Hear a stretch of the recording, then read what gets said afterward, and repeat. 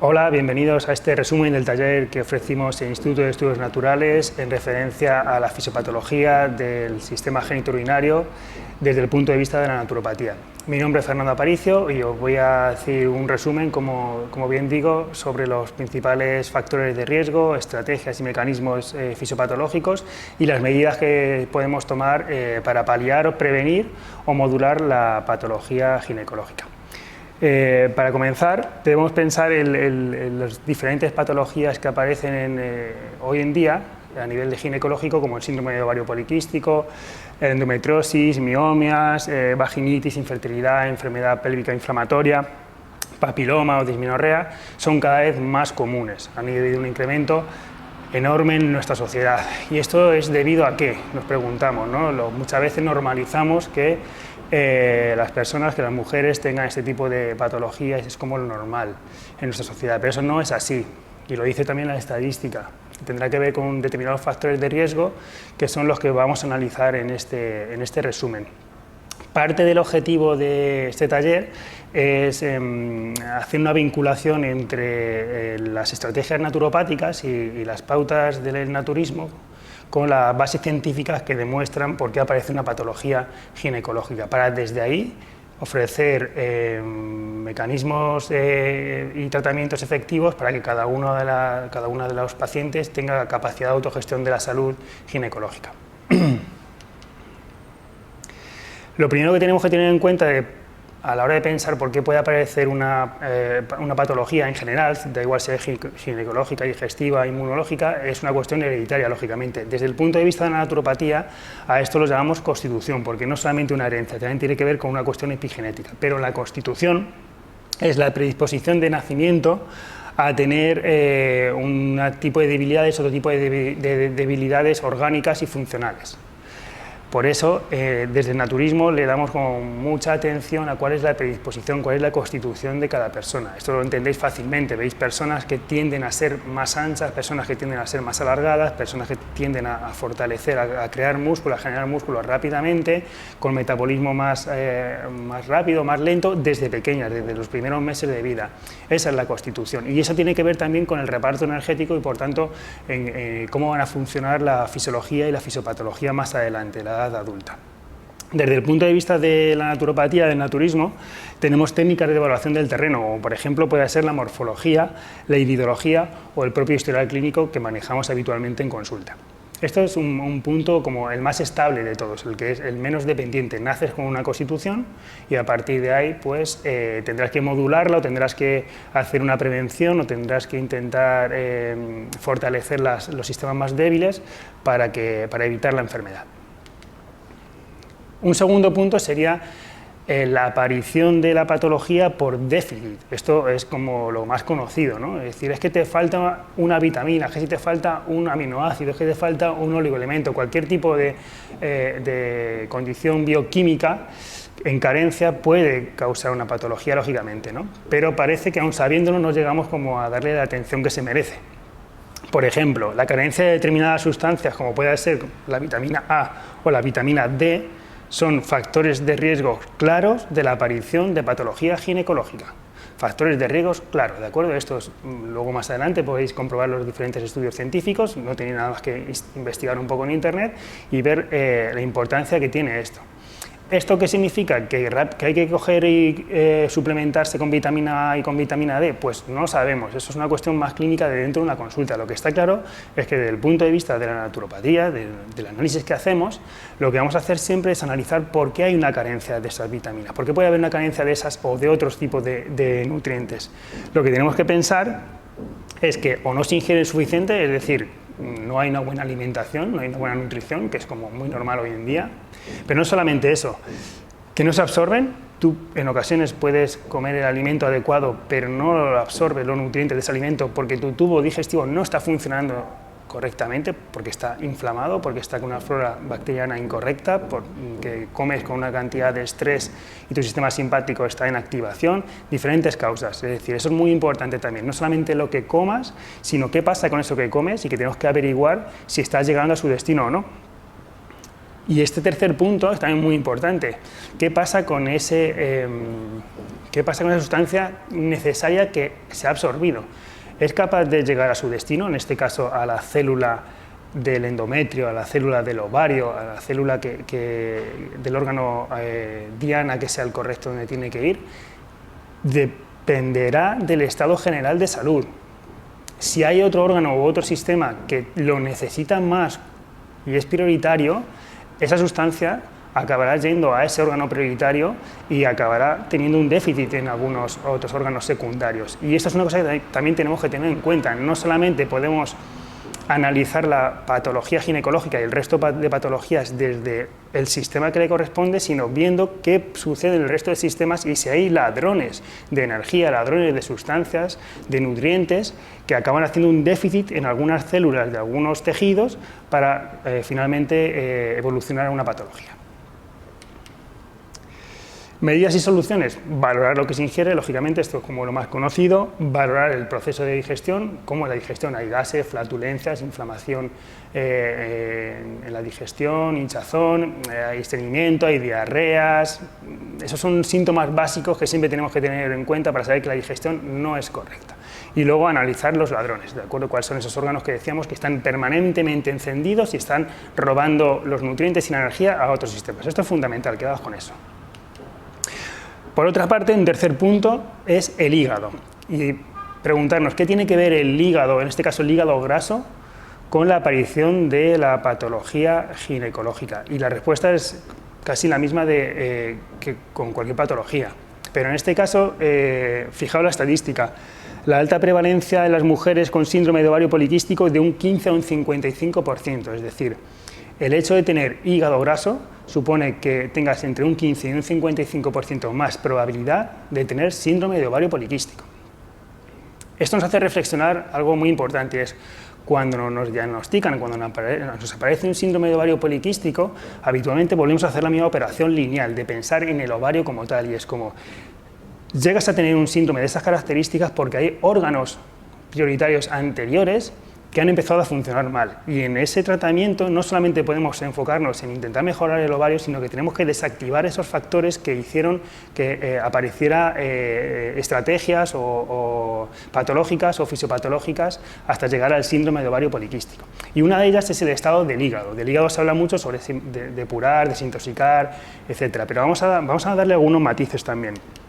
Mirad, factores que contribuyen al hígado graso. Esto es importantísimo, es salud preventiva que podemos hacer todos. El exceso de peso abdominal, el exceso de grasa abdominal, es decir, el hecho de tener gran cantidad de grasa en el abdomen hace que haya un peor riesgo sanguíneo, una peor oxigenación hacia el hígado y un acúmulo de grasa que poco a poco se va enquistando y va haciendo problemas hepáticos. Los triglicéridos altos, eso es algo como muy conocido de la medicina convencional, ¿no? El alto consumo de azúcar, refinados y grasas, no solamente las grasas, que pensamos mucho en las grasas para el hígado, pero los refinados, el azúcar, la gran cantidad de hidrato de carbono es algo que tiene que gestionar constantemente el hígado y que sobrecarga y que finalmente va a almacenar esa energía en forma de grasa. Los andrógenos elevados, muy interesante esto también, es un factor para tener hígado graso. El sedentarismo, cuidado, el fundamental, lo veremos un poquito más adelante, pero el ejercicio físico es la herramienta fundamental para intentar corregir muchos de los mecanismos patológicos que aparecen, entre ellos la acumulación de grasa en vísceras o órganos prioritarios como es el hígado. Y el cortisol, ¿qué es el cortisol? Bueno, sabéis que es una hormona que está relacionada con el sistema nervioso y que está relacionada con los mecanismos de estrés. A mayor cortisol, mayor probabilidad de tener o de crear un hígado graso. Por tanto, pensaremos en cómo reducir el nivel de cortisol, pensando en cómo reducir los factores de estrés o de ansiedad, que veremos más adelante. Alguno de ellos puede ser el propio ejercicio físico, que tenemos ahí como la multipastilla para ello. Por otra estrategia, la resistencia a la insulina. Seguro que habéis escuchado hablar sobre ello. Leo rápidamente para que os ubiquéis. Definida como una disminución en la capacidad de la insulina endógena o exógena de estimular la utilización celular de glucosa en función de defectos a nivel del receptor de la insulina. Fijaos que dice, lo citado anteriormente se traduce como una respuesta disminuida de los tejidos periféricos, bajan esa aceptación, fundamentalmente del adiposo y el muscular, a las acciones biológicas de la insulina, así como consecuencia produce un aumento de la producción de esta hormona por las células beta del páncreas para así mantener los niveles normales de glucosa. Es decir, que en esta explicación, ¿con qué nos tenemos que quedar? Nos tenemos que quedar que el organismo, ante una resistencia a la insulina, suceden varias cosas. Una, la insulina no puede terminar de penetrar en el tejido y por tanto no puede ejecutar su acción. Dos, la glucosa y la insulina están en sangre. 3, el páncreas se desgasta intentando producir cada vez más insulina para que logre la función que no puede hacer porque el receptor está bloqueado. ¿Y a qué nos lleva todo esto? Son muchas cosas más. Esto es un trabajo ya propio de cada uno de vosotros, de que investiguéis sobre la resistencia a la insulina. Y os invito a ello porque hay un montón de información y tendréis además la repercusión que tiene, y es algo en el que en nuestra sociedad prácticamente todo el mundo está entrando, ¿no? por la cantidad de alimento, la calidad del alimento, por la frecuencia de comer constantemente, por el sedentarismo. Todo esto tiene que ver con la resistencia a la insulina, pero os invito a que investiguéis sobre ello para no pararme más en este tema. Otro tema también interesante, el tema de los tóxicos. ¿Tiene que ver los tóxicos con la aparición de la patología ginecológica? Pues posiblemente con todas las patologías, pero en especial con la ginecológica. Me gusta hablar de los disruptores endocrinos, que también como que es una palabra que se ha puesto un poco de moda y podéis investigar sobre ello. Y dentro de los diferentes disruptores, pues el bisfenol A como el más conocido, este que tenéis aquí, y que es una estructura molecular de forma cercana a la hormona, que cuando se incorpora en el organismo pues causa diferentes trastornos, porque tanto el sistema inmunológico como el sistema endocrino acaba confundiéndola con diferentes hormonas y acaban haciendo funciones que no le corresponden. Es un tóxico muy peligroso, ¿no? Se están viendo un montón de estudios y ahí os toca nuevamente investigar sobre qué son los disruptores endocrinos y su relación con cualquiera de las patologías ginecológicas y el resto de patologías, ¿de acuerdo?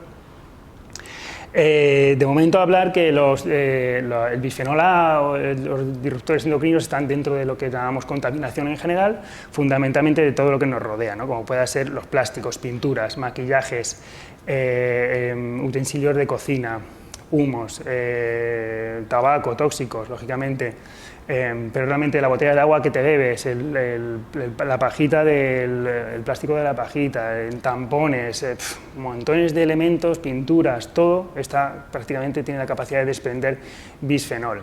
Cosa que, ¿esto es la causa de la enfermedad? Pues posiblemente no por sí misma. Una enfermedad, bajo mi punto de vista, no se suele generar, en casos impactantes sí, pero no se suele generar solamente por un factor, sino que eso es multifactorial. Pero si tú ya tienes una predisposición y aparte tienes un consumo elevado de productos envasados, recalentados en plástico, etcétera, pues estás comprando papeletas para que ese bisfenol de alguna manera interactúe con tu predisposición y acabe apareciendo la patología, ¿de acuerdo? Es esa la mirada que debemos tener, la mirada multifactorial, e ir corrigiendo poco a poco los diferentes elementos que nos hacen enfermar y tenemos que prevenir. Estos son algunos de los órganos, sistemas, glándulas donde fundamentalmente afectan, como el caso del cáncer, por ejemplo, que está muy vinculado a los disruptores endocrinos y otras toxinas. Por otra parte, la microbiota. Hablo de la microbiota muy brevemente en este resumen, porque en el taller y en el curso lo hablamos de una forma como mucho más especializada y general y individualizada, pero que también está de moda, ¿no? Y es cuestión de que pongáis en internet también y que busquéis relación de la microbiota con la patología digestiva, la patología degenerativa, con la patología ginecológica, y vais a ver la cantidad de estudios que empiezan a aparecer ahora. Cuando hablamos de la microbiota hablamos de nuestra flora, ¿de acuerdo? Hablamos de nuestras bacterias, en este caso de la flora intestinal, y la relación de esa flora que va a tener con el resto del organismo. No debemos pensar en las bacterias, en la flora intestinal de una manera únicamente digestiva, sino de una manera como inmunológica. Tiene multitud de labores y multitud de beneficios tener una flora correcta, y de la misma manera una flora incorrecta nos va a dar un montón de dificultades y de problemáticas en la salud. Algunas de las que podemos nombrar simplemente es la permeabilidad intestinal. Una permeabilidad intestinal puede venir dada de una mala microbiota.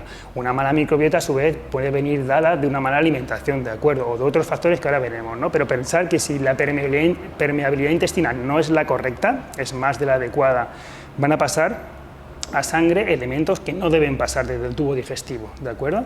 O incluso a lo mejor decimos que van a pasar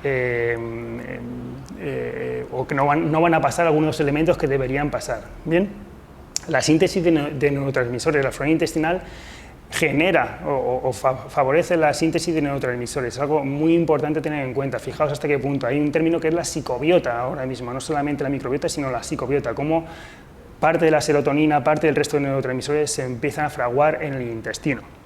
La eficacia del sistema inmunológico, para que un sistema inmunológico sea eficaz y pueda tener una buena supervisión y ver qué pasa dentro y qué tiene que desactivar y qué tiene que activar, debe corregirse la flora intestinal, debe haber una microbiota adecuada.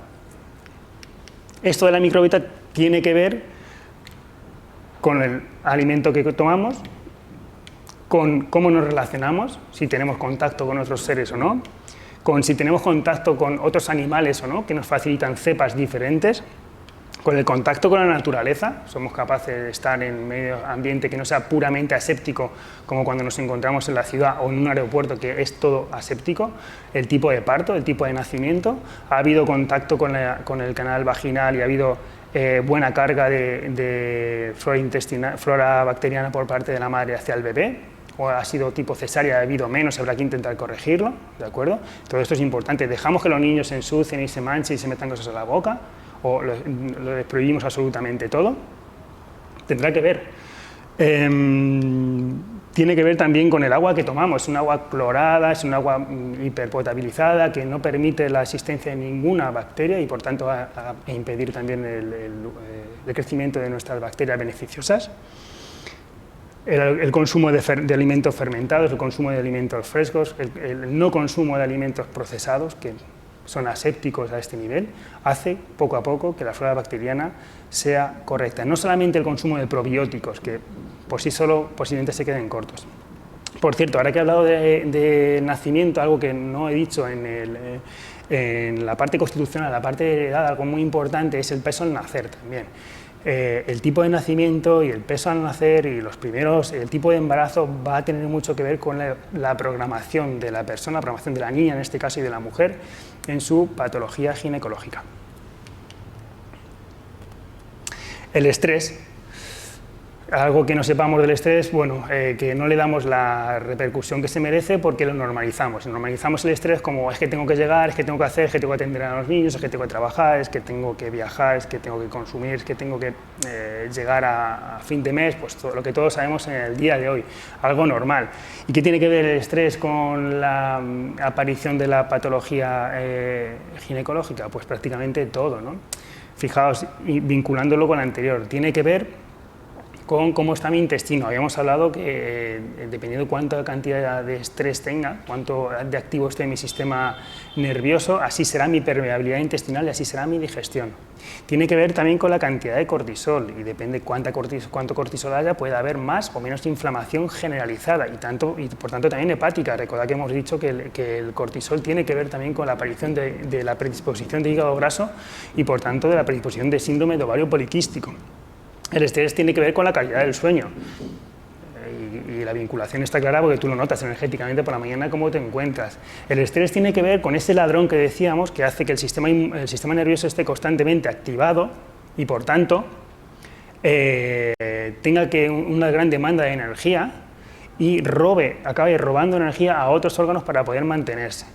Bien, entonces, este es un factor que tenemos que siempre evaluar y que intentar corregir de los primeros, ¿de acuerdo? Aunque muchas veces se nombra, pero no se aplica cuáles son las medidas correctas. Entonces, tenemos que siempre evaluar los estresores. ¿Cuáles son esos estresores? Es el trabajo, en la pareja, en la familia, intentar identificarlos. Una vez que estén identificarlos, generar estrategias para modularlos o compensarlos. Evaluar los ritmos, para mí es muy importante como naturópata, como terapeuta, evaluar los ritmos de la mujer, es decir, cuál es su ritmo diario, nocturno, diurno, horario, semanal, mensual, porque en el caso de la patología ginecológica esto es fundamental, tanto a nivel hormonal, endocrino, neurológico e inmunológico.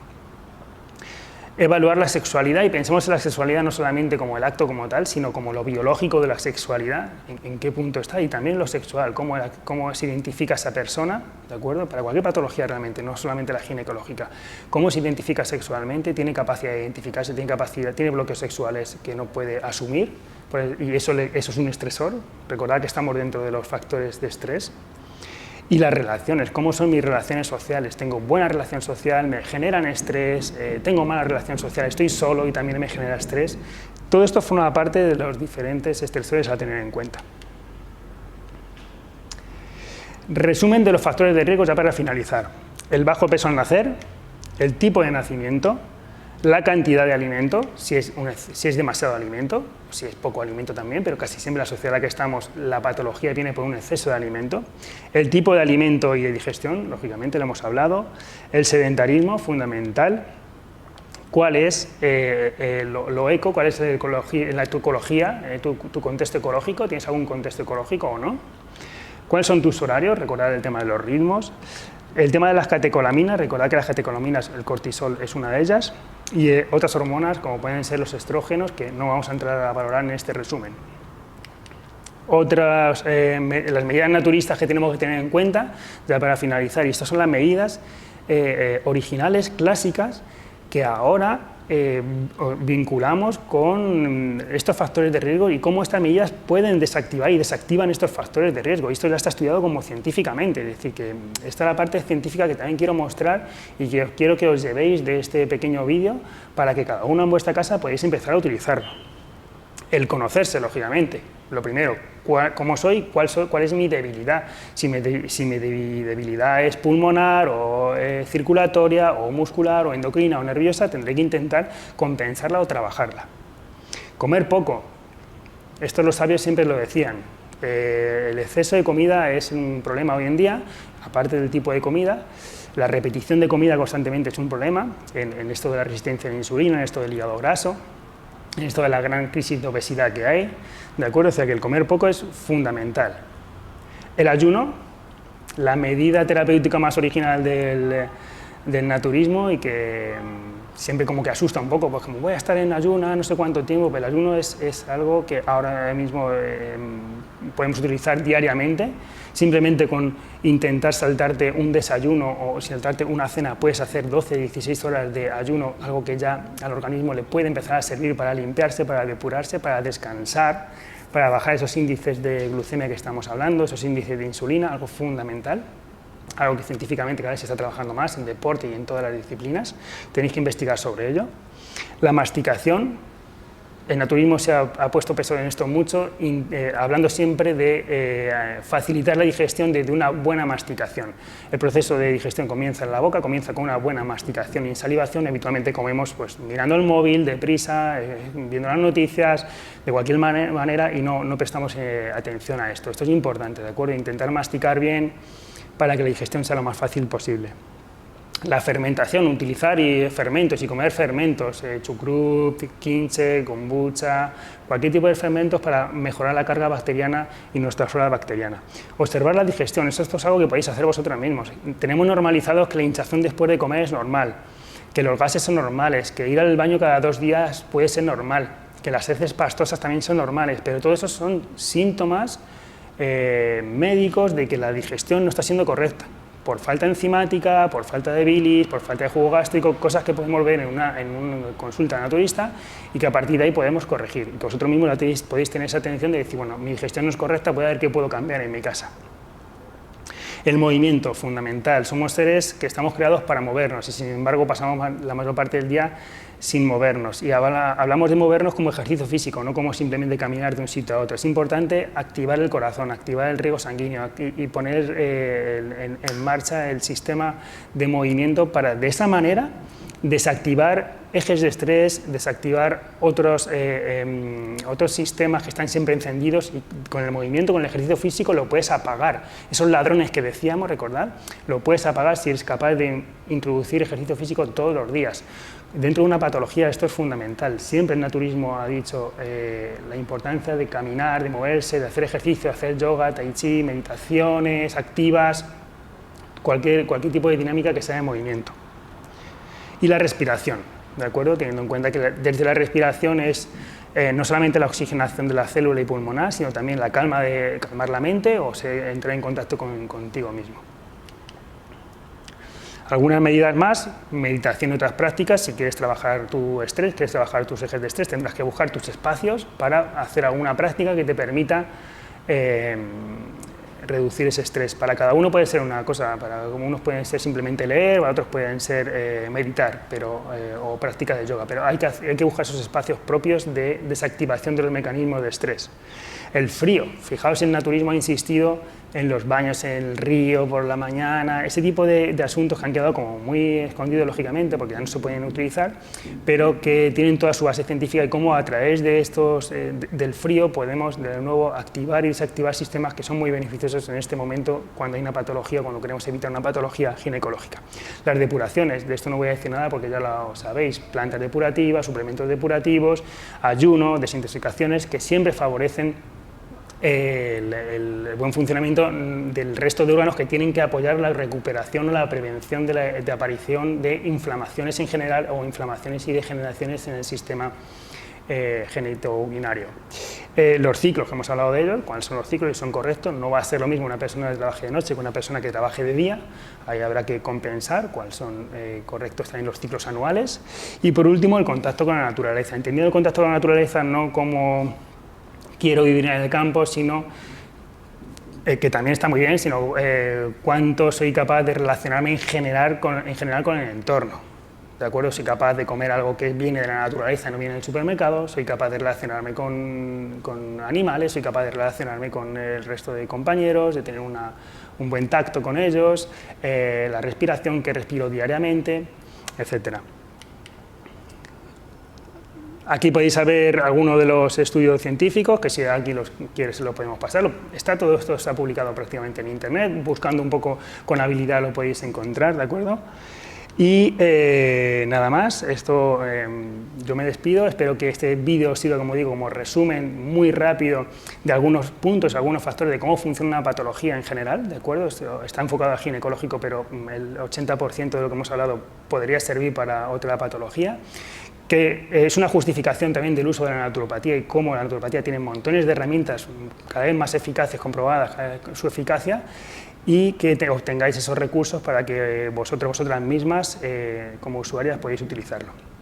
Espero que os haya gustado este vídeo y que lo disfrutéis. Un saludo.